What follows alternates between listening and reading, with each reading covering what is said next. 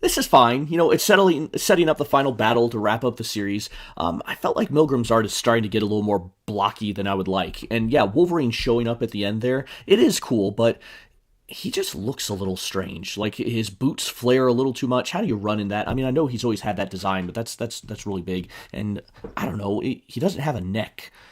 But maybe Wolverine never had much of a neck to begin with, so it's starting to feel a little weird for me. I did notice though on page 432, and I looked back, and this effect was done a couple other times too. I just happened to notice it here for the first time. The coloring here, notice the panels go from yellow and then shade darker into red in the background. We don't get a lot of details in the background, but having that color kind of showing the increased harsh tone that Wolverine has and what he's saying, I thought it was a neat little effect. But yeah, it's we're setting things up for what's to come, and as you've been saying now, we're pulling taffy.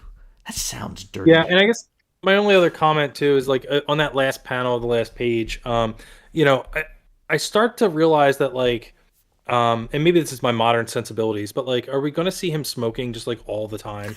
Like, like he climbed up on the roof to like fight this master, but he had time to light his cigar or cigarette, and sit there and smoke it a little bit before he like made himself known.